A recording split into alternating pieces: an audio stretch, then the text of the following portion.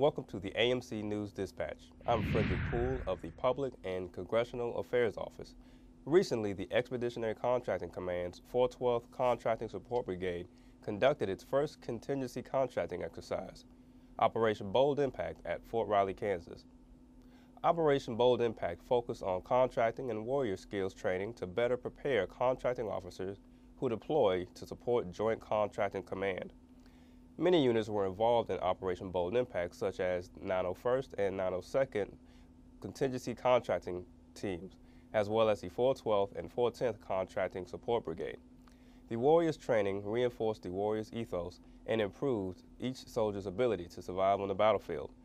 Soldiers participated in drills that centered on their marksmanship and combat scenarios.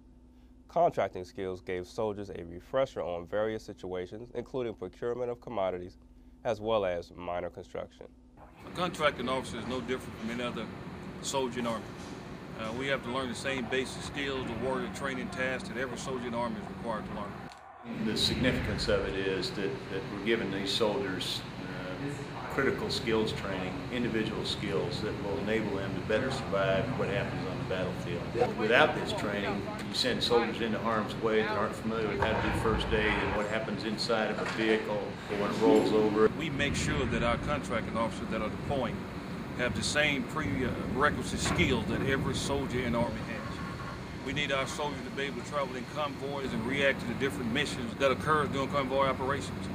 Well, we'd love to have it more frequently than we do, but the honest answer is we can really only afford to do this probably about once a year. About once a year is when we get a large group of soldiers at one time deploying. And so we try to take that opportunity to bring all these guys together and train. What we're looking towards is next year we're going to try to bring the National Guard or the Army Reserves in to train with us. The Air Force is asking us if they can bring some of their soldiers that are going to go over, or airmen, I guess. And so the Air Force is going to bring their airmen in, and they're going to train with us, and we'll bring it up even larger. We need our contracting officers to be as skilled in their core competencies, which is the procurement piece of what we do. So what we're looking for out of this training is a well-rounded contingency contracting officer that can go any place, anytime, anywhere, and conduct this mission and be the same as any other soldier in the Army.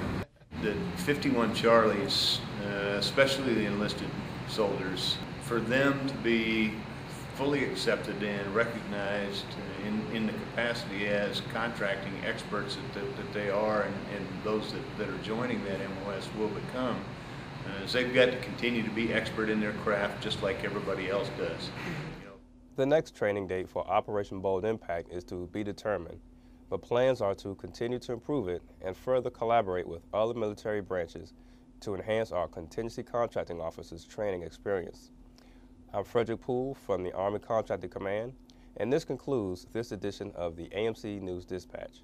Don't forget to visit the AMC website, www.amc.army.mil, and click on the news and information link for the latest items and interests about the Army Materiel Command. For information on the Army Contracting Command, visit our website at www.acc.army.mil. Thank you for watching.